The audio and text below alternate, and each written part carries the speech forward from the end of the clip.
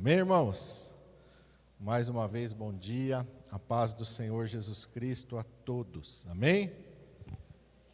Glória a Deus, Deus é maravilhoso, e Deus é santo, e o seu nome é maravilhoso, conselheiro, Deus forte, Pai da eternidade, o príncipe da paz, amém?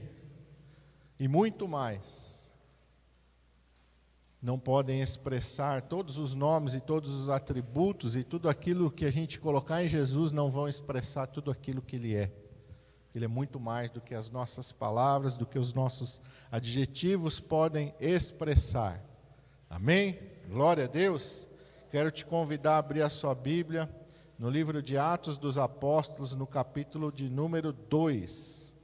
E eu vou ler com os irmãos o versículo inicialmente de número 42. Atos dos Apóstolos 2.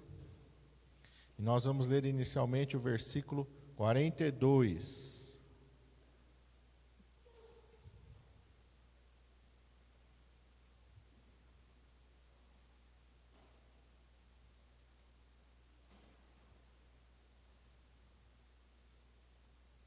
Quero mandar um abraço para o irmão que está nos assistindo desde o Peru, desde a cidade de Truirro, acho que é isso. Perdoa se eu pronunciar errado. Irmão Jurandir Guimarães, irmã Gabi Raquel, o irmão Antônio Lúcio, uma família que Deus colocou em contato conosco, que nos uniu nesta semana, amém? E o Senhor fez algo lindo na vida deles, começou uma boa obra, amém? Uma boa obra Deus começou e eles estão nos assistindo, e eu quero mandar um grande abraço para vocês em nome do Senhor. Vocês estão unidos juntos conosco em nome de Jesus, apesar da distância, mas espiritualmente nós estamos num corpo só, em nome de Jesus, amém? Todos acharam? Atos, capítulo 2, versículo 42 diz assim: e perseveravam na doutrina dos apóstolos e na comunhão e no partir do pão e nas orações. E só a parte A do versículo 43, e em cada alma havia temor.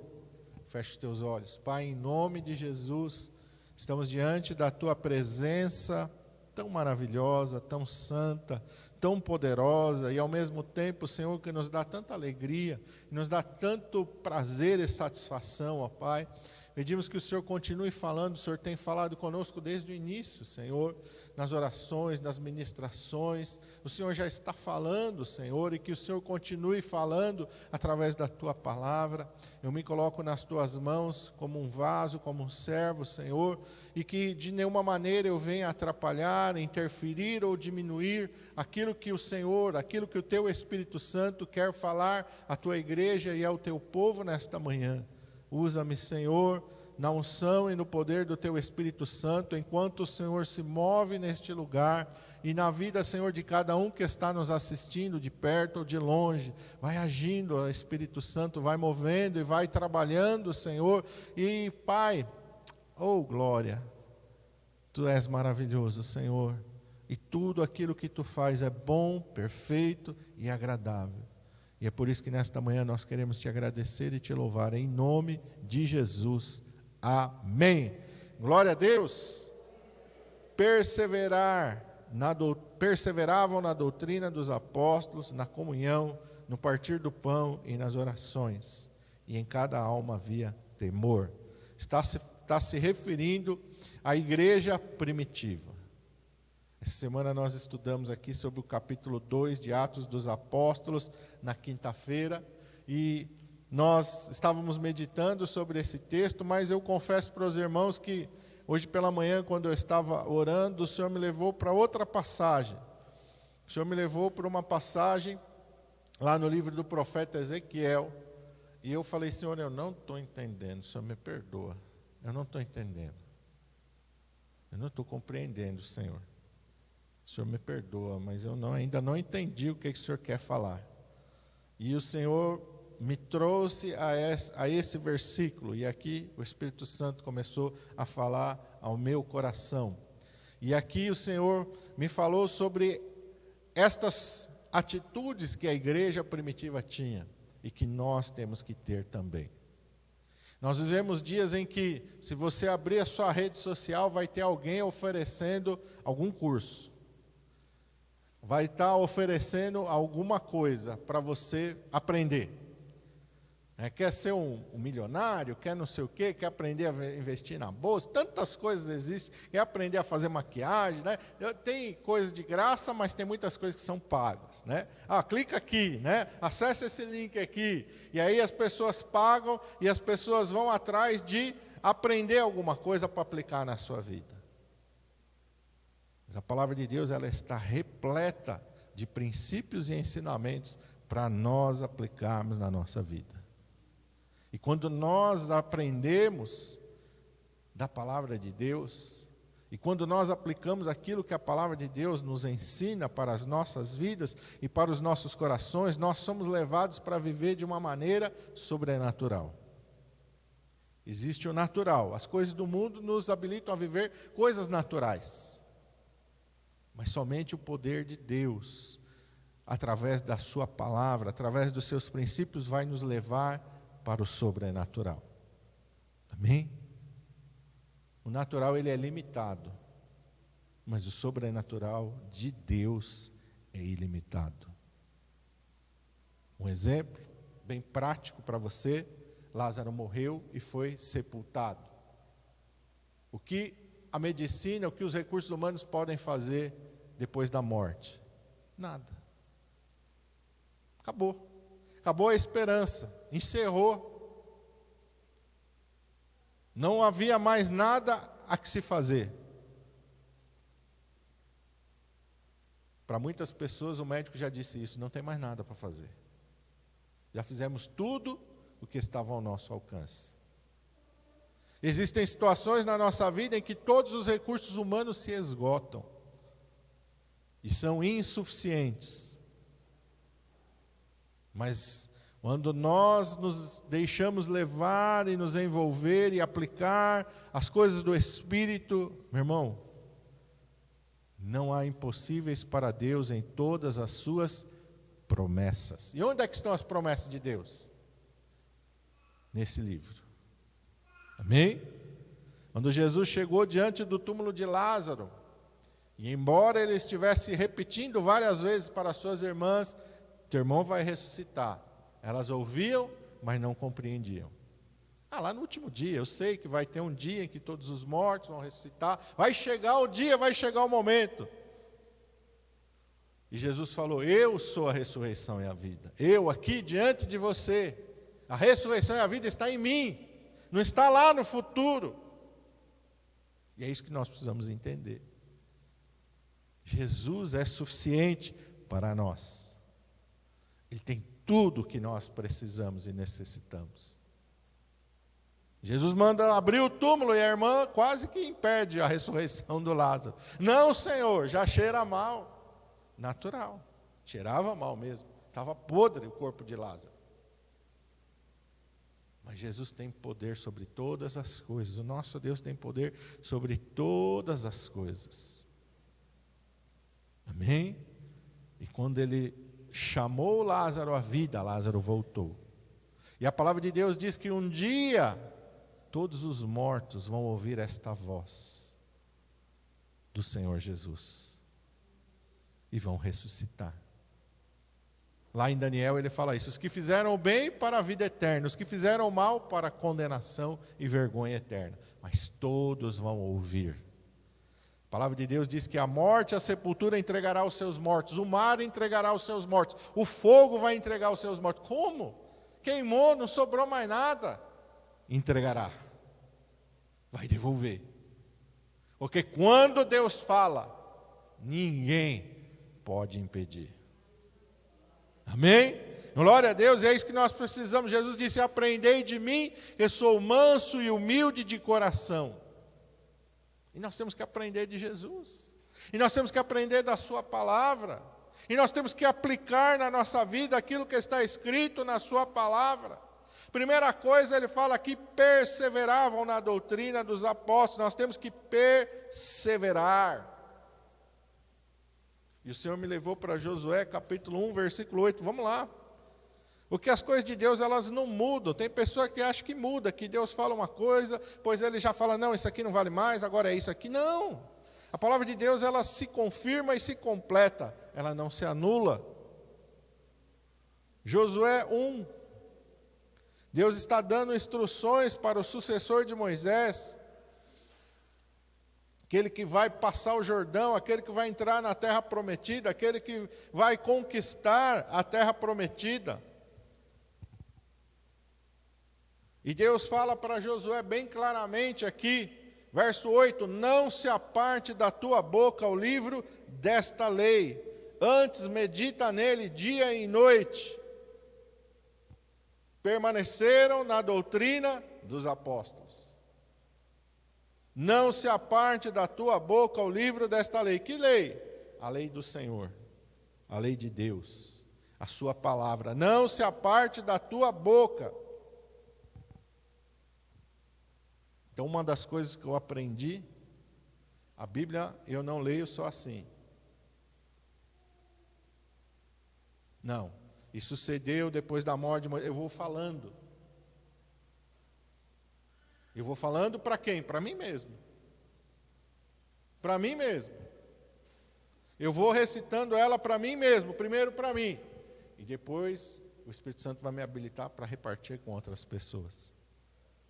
Não se aparte da tua boca o livro desta lei. E não é só ler. Antes medita nele de dia e de noite. Não te esquece, li aqui, não, já fiz a minha parte, aqui, não. O que Deus quer dizer para mim aqui? Não se aparte. O que quer dizer? O que o Senhor tem para mim aqui nesse? É assim, meditar, voltar, revisitar. A Bíblia não é um livro, as pessoas confundem, e muitos crentes confundem. Um livro qualquer você lê uma vez, talvez 2 vezes. Se você gostar muito, talvez você repita mais algumas vezes. Mas não é um livro que você vai ler todos os dias. Mas a palavra de Deus você tem que ler todo dia. Porque ela é o teu pão, ela é o teu alimento, o alimento da tua alma, o alimento do teu coração, o alimento da tua vida. É aquilo que vai te sarar, aquilo que vai te transformar, aquilo que vai trazer a vida de Deus para dentro de você. Uma vez eu vi um pastor dar um exemplo que eu nunca me esqueci. Por que devemos ler a Bíblia todos os dias?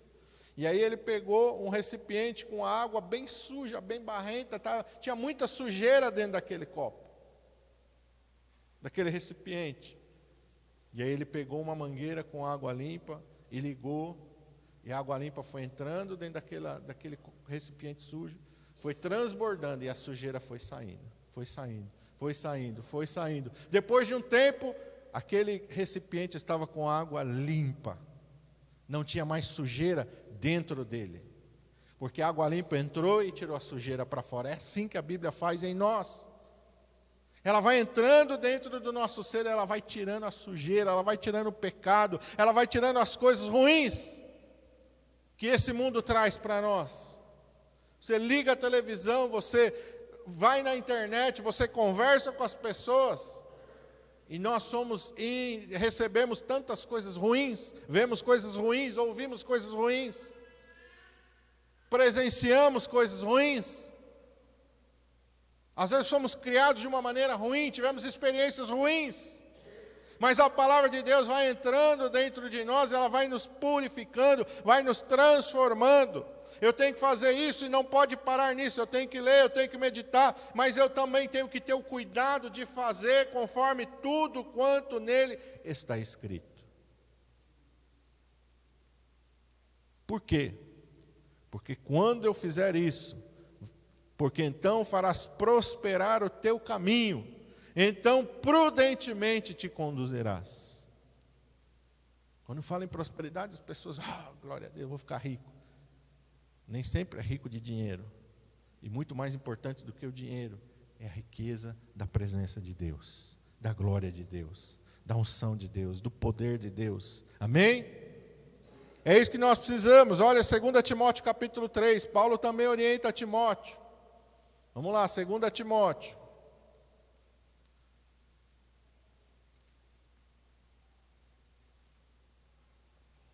Capítulo 3, versículo 14.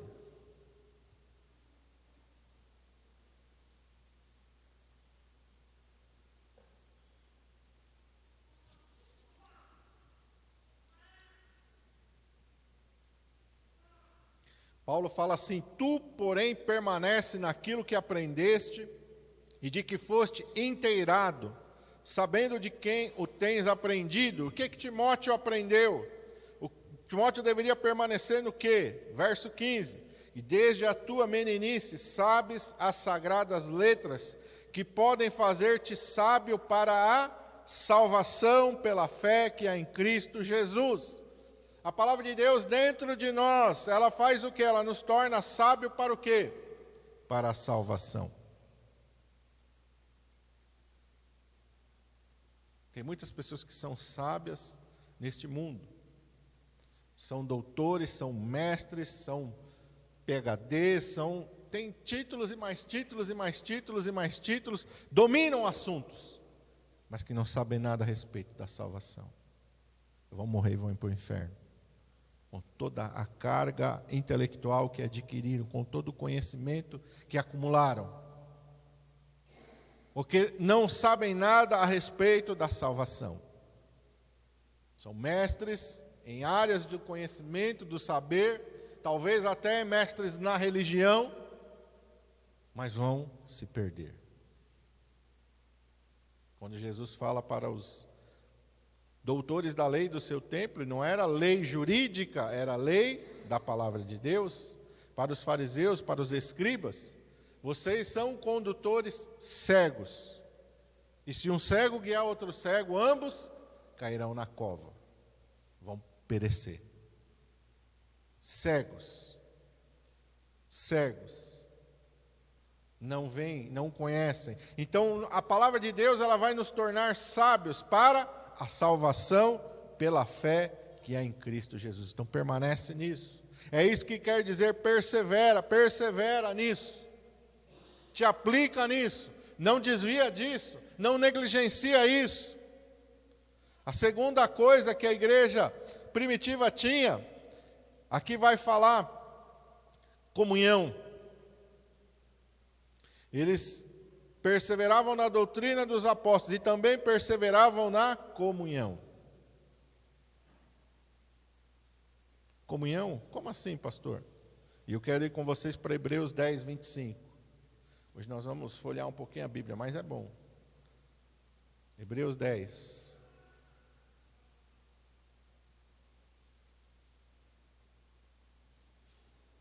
(25)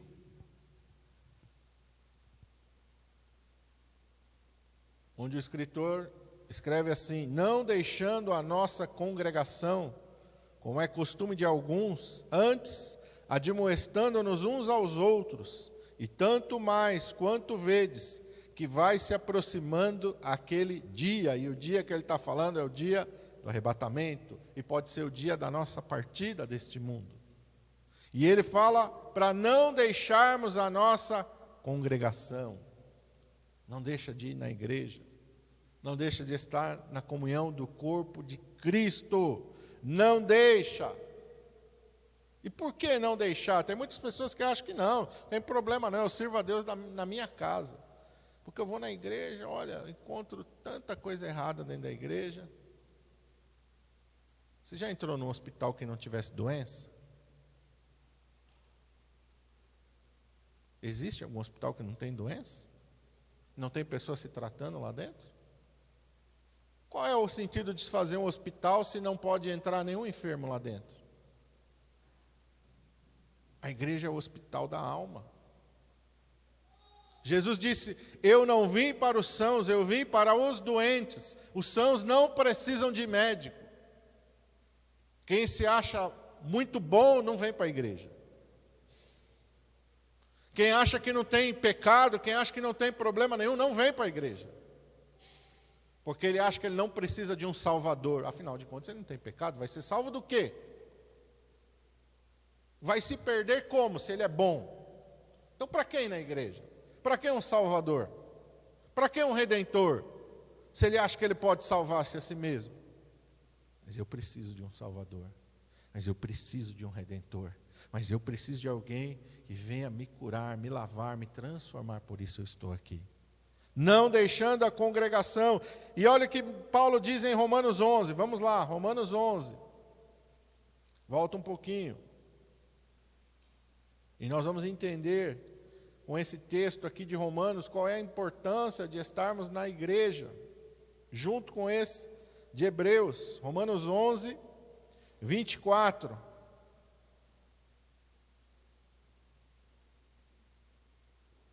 Paulo diz assim: porque tu, e aí ele está se referindo a mim e a você individualmente, foste cortado do natural zambujeiro e contra a natureza, enxertado na boa oliveira. Paulo está falando que a nossa natureza é má. Lembra de Davi no Salmo 51, em pecado eu fui concebido, em iniquidade eu nasci. É assim, nós nascemos pecadores. O pecado de Adão atingiu todos os homens. Por mais que você olhe uma criança recém-nascida e que você enxergue pureza nela, e que você enxergue inocência nela, ela nasce pecadora, e com a condenação sobre a vida dela. E somente Jesus pode tirar essa condenação.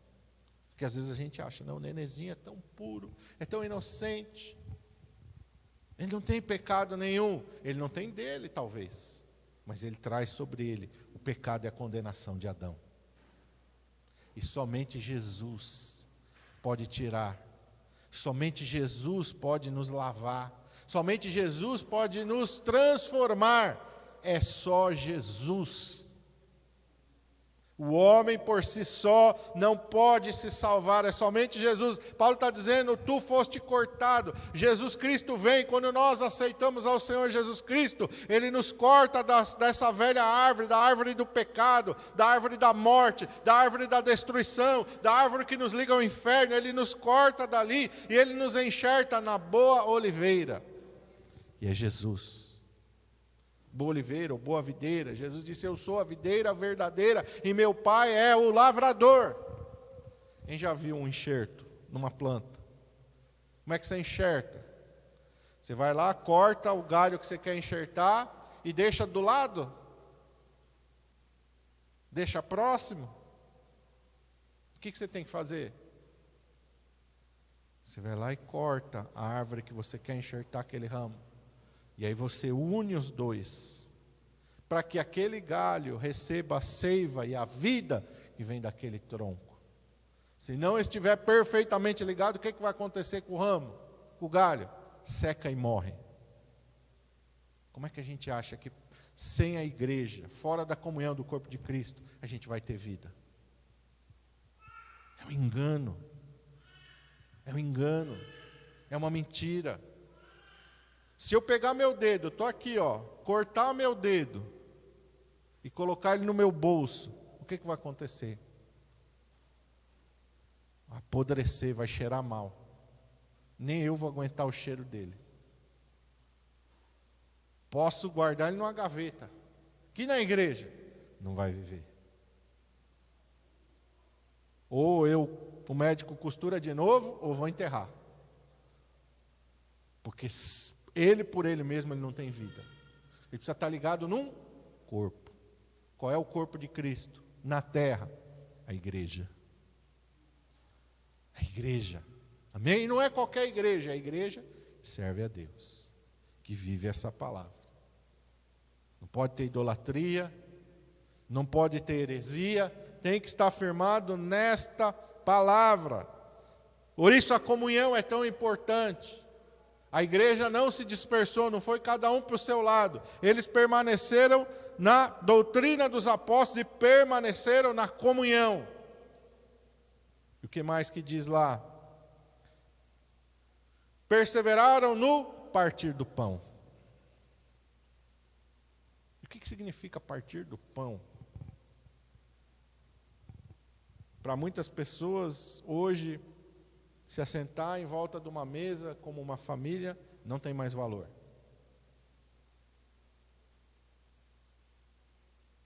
Eu me lembro da minha esposa e minha mãe várias vezes cobrando isso de nós. Vamos sentar todo mundo junto na hora de comer. É importante o partir do pão junto. 1 Coríntios 5:11, vamos lá ver. Vamos entender o que significa partir do pão e comer o pão junto, biblicamente. 1 Coríntios 5:11. Mas agora escrevi que não vos associeis com aquele que, dizendo-se irmão, for devasso, ou avarento, ou idólatra, ou maldizente, ou beberrão, ou roubador. O que isso tem a ver, pastor? Olha o que ele diz no final. Com o tal, nem ainda comais. Ele começa dizendo, não vos associeis. E ele termina dizendo, não coma com essa pessoa. É qualquer pessoa? Não, ele está falando aqui, antes ele vai falar, marca aí para você ler depois, ele não está falando das pessoas do mundo, ele está falando com aquele que, dizendo-se irmão, aquele que diz que é de Jesus, aquele que diz que é salvo, que é crente, mas se ele for uma pessoa devassa, avarenta, idólatra, maldizente, beberrão ou roubador, Paulo está dizendo, não se associe com essa pessoa, não coma junto com ele. Porque o comer na Bíblia significa comunhão, associação. Significa, estamos juntos, estamos ligados. Mas comer não tem nada a ver, pastor. Tem pessoa que fala, comer não tem nada a ver. Comer, eu vou lá, como, mas eu não. Ele lá no erro dele, eu na minha... Você acha que comer não tem nada a ver? Vamos para Daniel, capítulo 1. Vamos lá para o Velho Testamento. Daniel, depois nós vamos voltar para o Novo. Daniel, capítulo 1.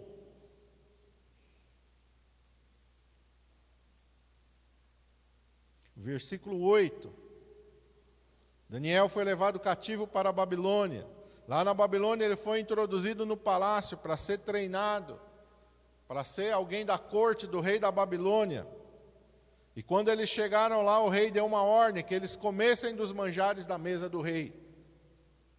Mas algo aconteceu, e aqui no versículo 8 diz que Daniel assentou, decidiu no seu coração não se contaminar com a porção do manjar do rei, nem com o vinho que ele bebia. Portanto, pediu ao chefe dos eunucos que lhe concedesse não se contaminar. Comida contamina? Contamina.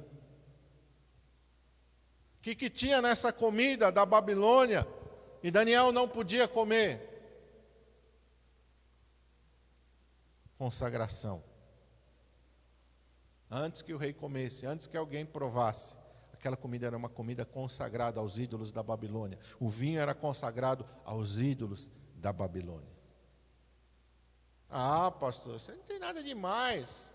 Então vamos ver o que o apóstolo Paulo diz em 1 Coríntios 10. Não tem nada demais. Tem crente que vai à festa junina. Tem gente que pega o docinho lá de Cosme e Damião. Tem gente que participa destas coisas. Não tem nada demais. Então vamos ver o que a Bíblia diz. Não interessa a opinião das pessoas. O que interessa é o que a palavra de Deus nos ensina. E é nessa palavra que nós temos que permanecer. 1 Coríntios 10... versículo 20 e 21. O apóstolo Paulo fala assim: antes digo que as coisas que os gentios sacrificam, as sacrificam a quem? Aos demônios, e não a Deus. E não quero que sejais participantes com quem? Com os demônios. Não podeis beber o cálice do Senhor, e ele está falando da Santa Ceia. A Santa Ceia você não bebe, não come, na presença de Deus, por quê? Comunhão com Deus, comunhão com Cristo. Aquele que come da minha carne, bebe do meu sangue, se não comer, não tem parte comigo, não se associa comigo. Fazer isso em memória de mim não é somente algo simbólico, é algo espiritual. participar da Santa Ceia. Paulo está falando, não podeis beber o cálice do Senhor e beber o cálice dos demônios. Não podeis ser participantes da mesa do Senhor, e a mesa do Senhor é a Santa Ceia, e da mesa dos demônios. Aqui na Moca tem umas igrejas que fazem umas comidas gostosas. É uma festa lá da querupita, do não sei o quê, não sei o quê. É tão gostosa a comida que faz lá, pastor. É tão gostoso. Olha o que a palavra de Deus está dizendo. Você acha que você pode comer? Você acha que você pode participar? Você pode. Deus não vai pôr uma arma na sua cabeça e nem o pastor dizendo, não come. Mas quando você faz isso, você está se associando com quem? Você está se tornando um com quem? E aí qualquer coisa, eu estou dando exemplos aqui, mas não tem só aqui não. Vários lugares do mundo tem lá a sua cultura, tem as suas coisas. Nós não devemos participar de nada. Né? Na cultura japonesa não tem lá o Butsudan, é isso que fala? Você vai comer daquilo que está lá? Não. Você vai participar daquilo que está lá? Não.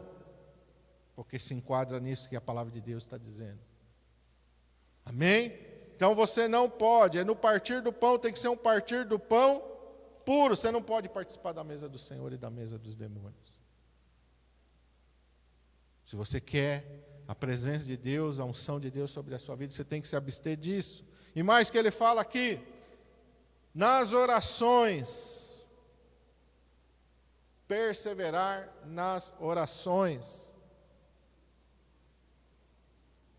A oração é algo imprescindível na nossa vida. Palavra de Deus, oração, faz uma diferença muito grande na nossa vida. E Jesus foi quem nos ensinou isso, Mateus 26. Vamos lá, para não ficar só nas palavras do pastor.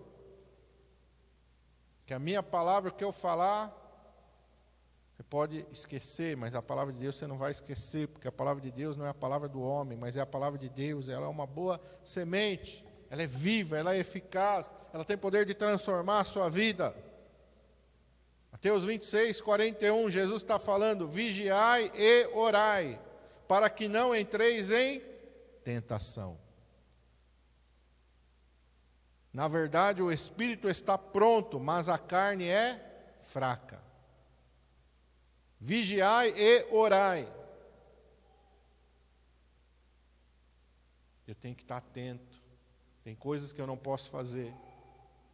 Tem coisas que eu não posso me contaminar, me misturar. Tudo que nós falamos antes entra nesse vigiai aqui. Tudo que nós falamos antes, perseverar na doutrina, comunhão, né? Que nós falamos antes? Perseverar na doutrina, comunhão, partir do pão, isso entra na vigilância. Vigio em tudo isso, mas eu tenho que me aplicar à oração. Por quê? A carne é fraca. A carne gosta de orar? Não. Por que a carne não gosta de orar? Porque não satisfaz ela. Ela gosta do pecado. Ela tem prazer nas coisas mundanas. Você virar uma noite assistindo uma maratona de séries, de filmes, você virar à noite fazendo as coisas que a carne gosta, vai tranquilo. Mas se você ajoelhar 5 minutos para orar, dói o joelho, dói as costas, dá sono, sua mente viaja, né? Você está orando, daqui a pouco sua mente está lá longe, porque a carne não quer. Porque a carne milita contra o espírito milita contra a carne, o apóstolo Paulo diz isso, e os dois se opõem.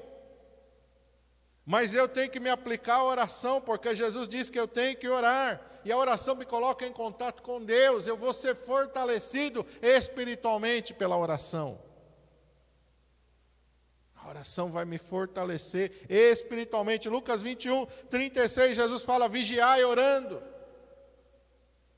Jesus era um homem de oração. Em vários momentos do Evangelho você vai ver que ele despede a multidão, ele despede os seus discípulos e ele se retira para um lugar à parte para orar. E quando ele vem ao encontro dos seus discípulos andando por sobre o mar. Os discípulos foram embora no final da tarde porque ele mandou, mas ele subiu ao monte e passava a noite em oração. Uma vigília. Jesus estava em vigília de oração. A palavra de Deus diz lá em Lucas 2,37, de Ana, a profetisa. Olha o que diz lá, olha que coisa maravilhosa. Vamos lá, Evangelho de Lucas 2.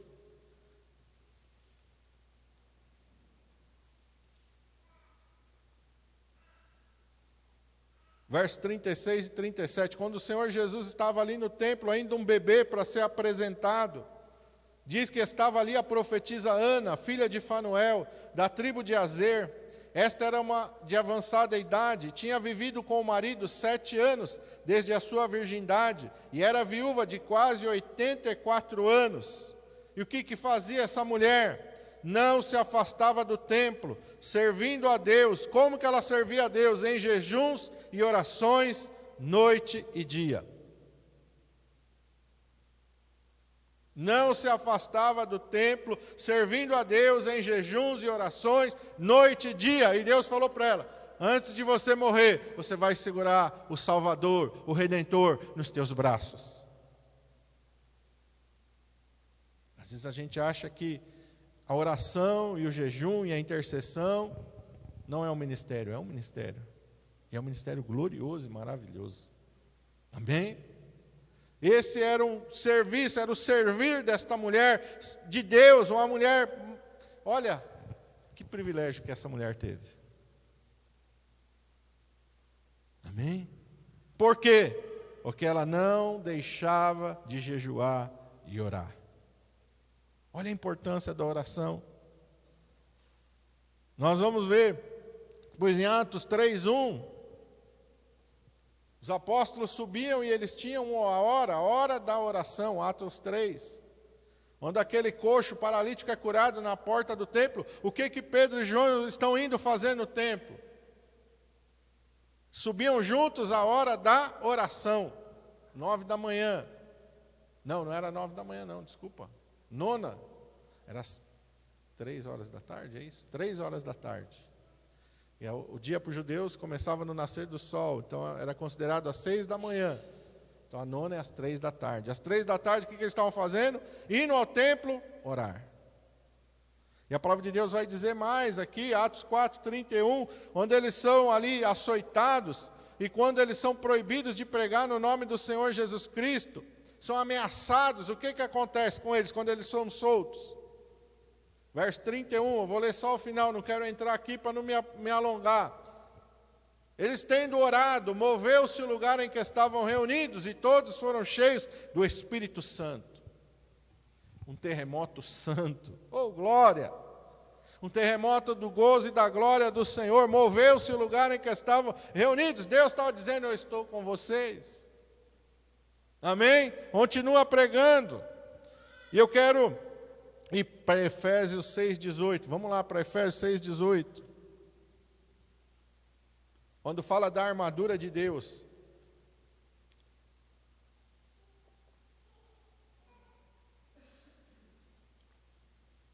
E eu quero começar a ler com vocês no verso 13.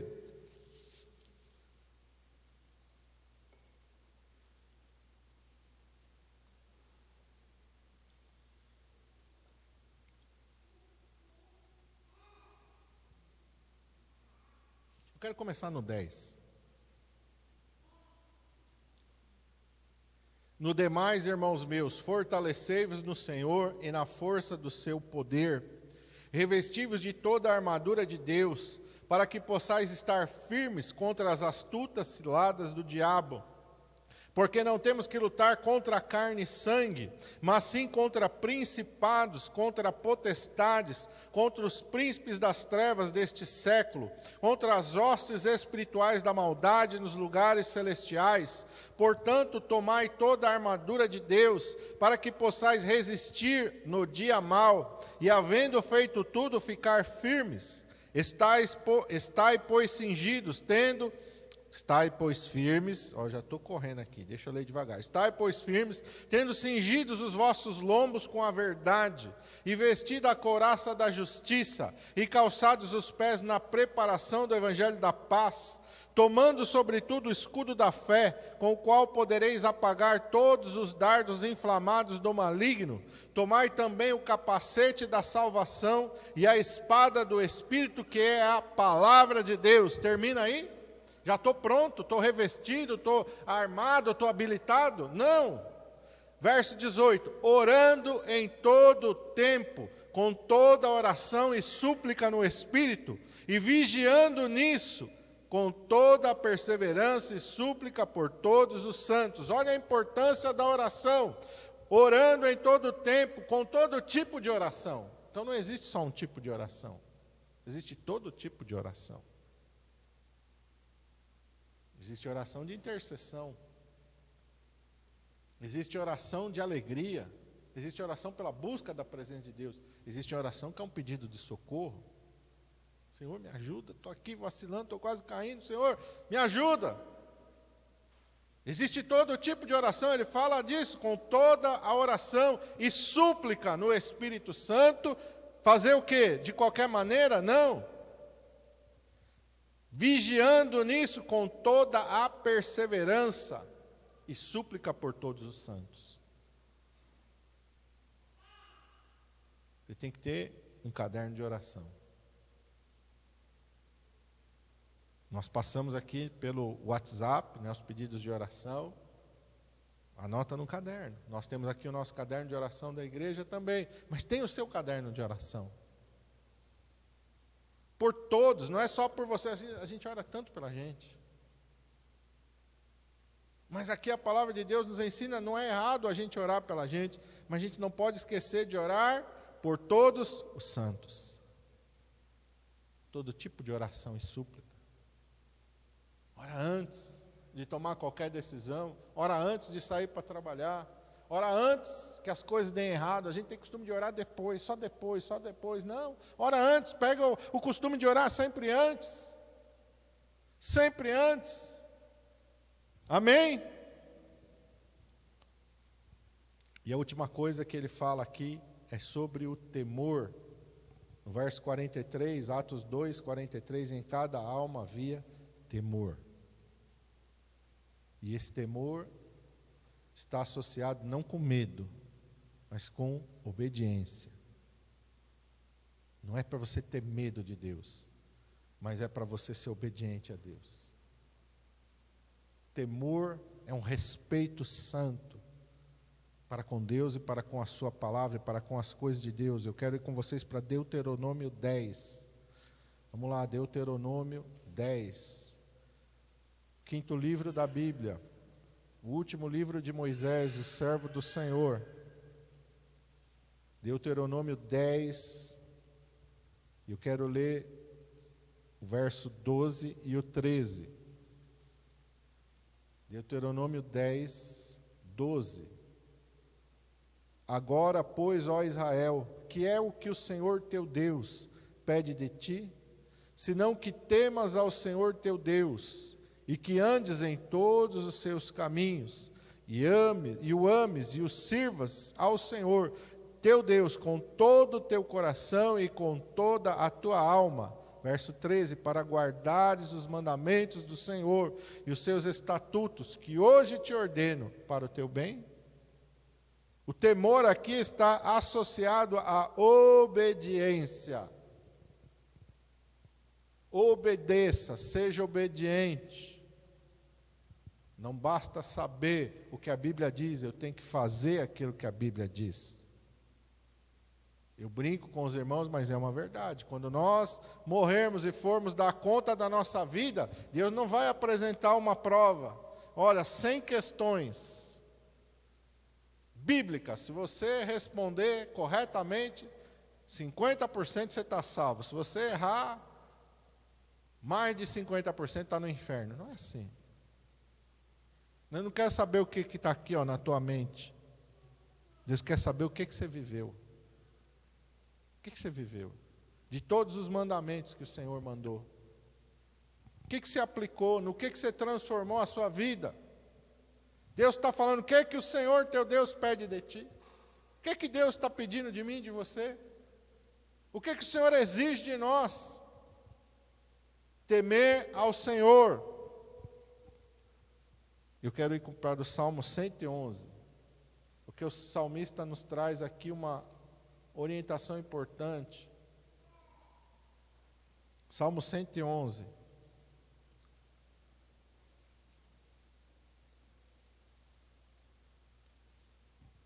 E o versículo de número 10.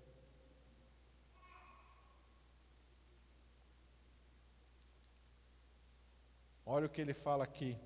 O temor do Senhor é o princípio da sabedoria. Bom entendimento tem todos os que lhe obedecem. O seu louvor permanece para sempre.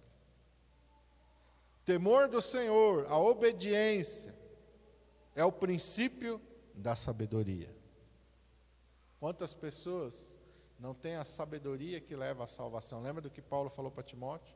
Não tem o conhecimento que leva à salvação, porque desprezam os mandamentos do Senhor, porque não obedecem aquilo que está escrito na palavra de Deus. Então, quando eu obedeço aos princípios da palavra do Senhor, esse é o princípio da sabedoria, mas não é uma sabedoria para me dar um diploma, para me colocar numa parede. É uma sabedoria que vai me conduzir à vida eterna, que vai me conduzir ao céu, que vai me conduzir à glória de Deus. Ele está falando, vai me dar bom entendimento, se eu lhe obedecer. Eu vou ser uma pessoa sábia, eu vou ser uma pessoa prudente, eu vou ser uma pessoa sensata, eu vou ser uma pessoa equilibrada, eu vou ser uma pessoa que vai ser referência, não para esse mundo, mas para as coisas de Deus. As pessoas vão olhar para mim e vão dizer, ali vai um homem de Deus, ali vai uma mulher de Deus, ali vai uma pessoa de Deus. Por quê? Porque o temor do Senhor é o princípio da sabedoria. Vamos voltar lá para Atos, e eu vou encerrar.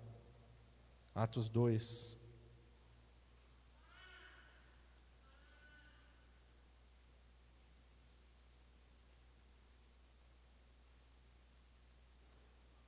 O versículo 43 continua, depois do temor, ele está falando assim, muitas maravilhas e sinais se faziam pelos apóstolos.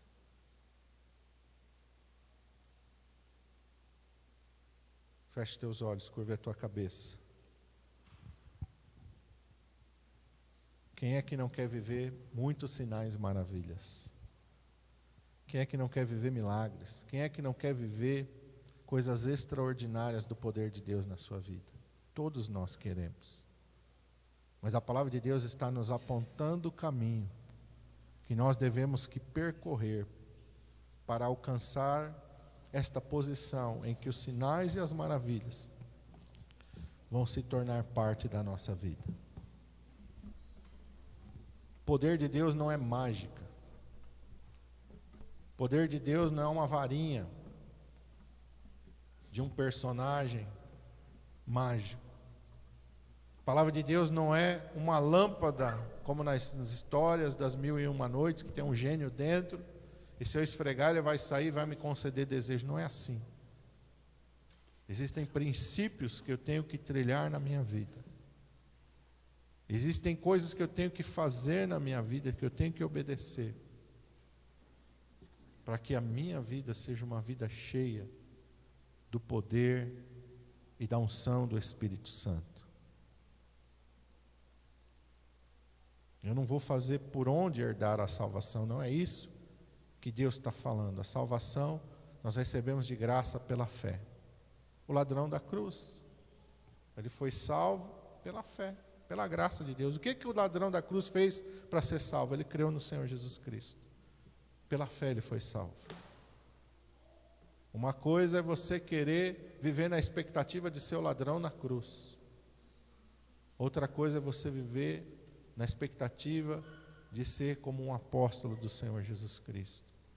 Lembre-se que o ladrão da cruz só teve a oportunidade na hora da morte. Então, se você não conheceu o Senhor Jesus na hora da morte, isso não se aplica a você. Não viva nessa expectativa. porque isso não vai se aplicar para você. Deus está te dando a oportunidade antes. E esse tempo de vida que você tem é um talento que Deus está entregando na tua mão. Lembra da parábola dos talentos? Alguns recebem mais tempo, conhecem o Senhor mais cedo na sua vida. Outros conhecem mais tarde. E Deus vai naquele dia pedir contas do que você fez com o tempo que você recebeu, tendo o conhecimento dele, tendo entregue sua vida para ele. Como é que você gastou esse tempo? Como é que você aplicou esse tempo da tua existência? Você negligenciou, você enterrou a tua vida espiritual, porque afinal de contas você tinha que trabalhar, você tinha que viver. Então minha vida espiritual fica para a hora da morte. Quando chegar na hora da morte eu vou ver como é que eu me resolvo com Deus. Isso é enterrar o talento.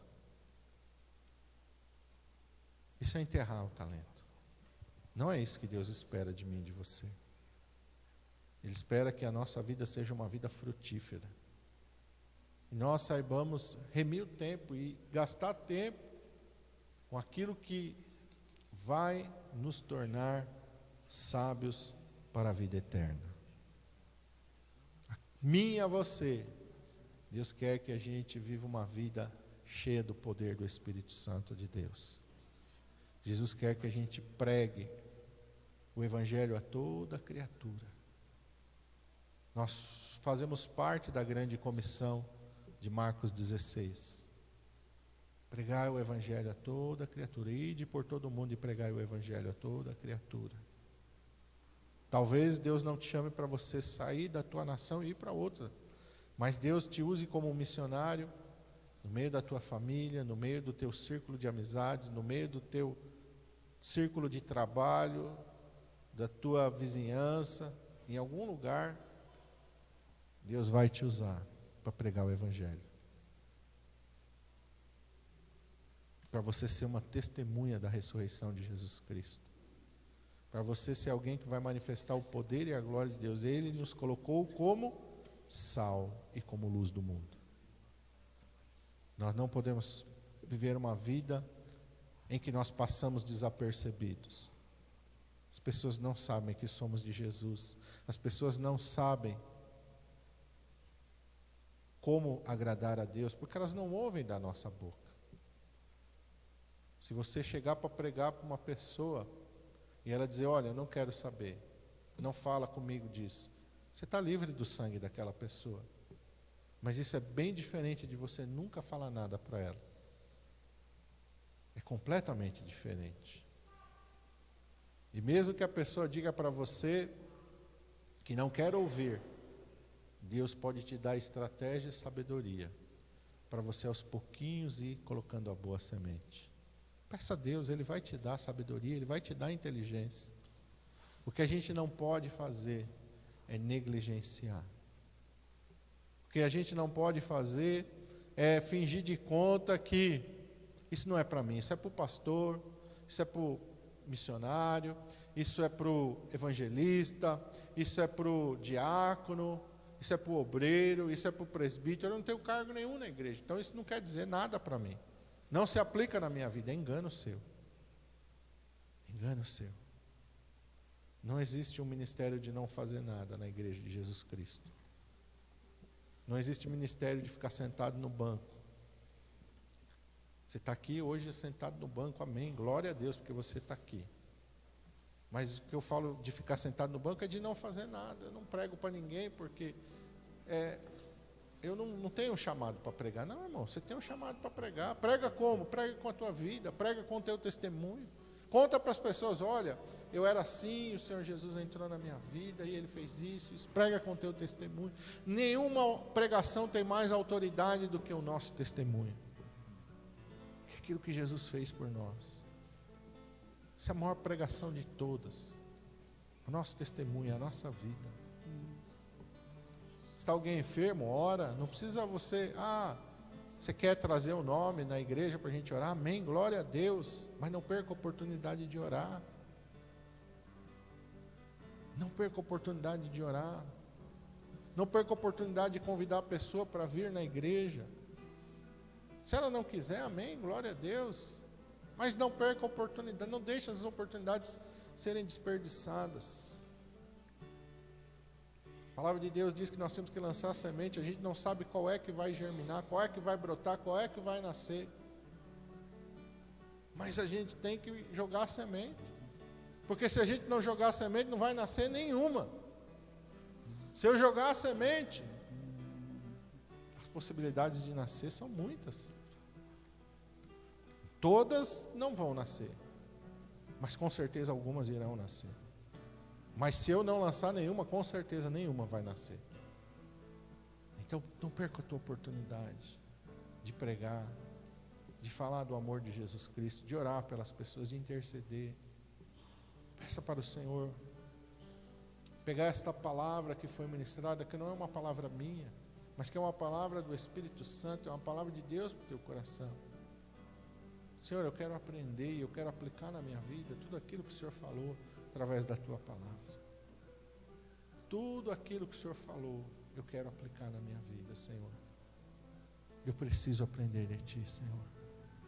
Eu preciso, Senhor, ser alguém que não negligencie os talentos que o Senhor está colocando nas minhas mãos. Eu quero granjear com esses talentos outros talentos. Eu quero ganhar almas para o Senhor Jesus Cristo. Eu quero ganhar vidas para o Senhor Jesus Cristo.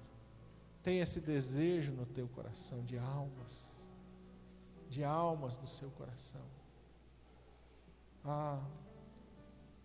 Um pregador foi enviado para um local e ninguém se convertia naquele local. E ele ficou ali durante um tempo pregando e ninguém se convertia. E um dia ele tomou uma decisão. Ele entrou no salão da igreja, se trancou lá dentro. E ele começou a orar. E ele começou a orar, e ele começou a orar, e ele começou a orar. E tinha alguém que o ajudava na igreja. E já era membro antes dele ser enviado para aquele local. E que ouviu ele. E a oração dele era simplesmente: Senhor, dá-me almas, ou eu vou morrer. Dá-me almas ou me mata, Senhor. Não tem razão de eu continuar aqui. Se o Senhor me enviou para cá e ninguém vai se converter, então eu não quero viver. Dá-me almas ou eu morro. Dá-me almas ou eu morro. E ele ali chorando na presença do Senhor. E a partir daquele momento, Deus começou a transformar aquele local e muitas almas foram alcançadas. Nós precisamos ter esta fome e sede por almas, por vidas que precisam ser alcançadas. Quantos estão sofrendo? Quantos estão sofrendo? Quantos estão desesperados, aflitos, não sabem mais o que fazer? Mas Deus sabe o que fazer. E Ele está esperando, como Isaías viu naquela visão. Isaías estava ali contemplando a glória de Deus, mas ele ouvia o Senhor clamar e dizer: a quem enviarei? Quem há de ir por nós? Eu tenho certeza que o Senhor continua falando, geração após geração. Isaías se levantou na sua geração e disse: eis-me aqui, Senhor, envia-me a mim. Eis-me aqui, Senhor, envia-me a mim. Isaías cumpriu o propósito do Senhor na sua geração. Mas a geração dele foi, e outras gerações se levantaram. E hoje está nos nossos dias. Hoje, aquilo que Isaías falou, ele cumpriu. Hoje Deus espera que nós possamos, assim como Isaías, dizer: Senhor, eis-me aqui, envia-me a mim. Eu não sei o que o Senhor vai fazer, eu não sei como o Senhor vai fazer, mas eu quero me colocar nas tuas mãos para que o Senhor faça algo através da minha vida. Você possa abrir o teu coração para que Deus venha te usar. Aquela igreja primitiva não ficou ali, restrito ali. Eles foram. E o mundo foi transformado, porque aquelas vidas se dispuseram a pregar o Evangelho. E hoje nós precisamos disso. E hoje nós precisamos disso. Nós possamos estar como Isaías nos nossos dias, dizendo: eis-me aqui, Senhor, usa-me a mim, envia-me a mim, eis-me aqui, Senhor.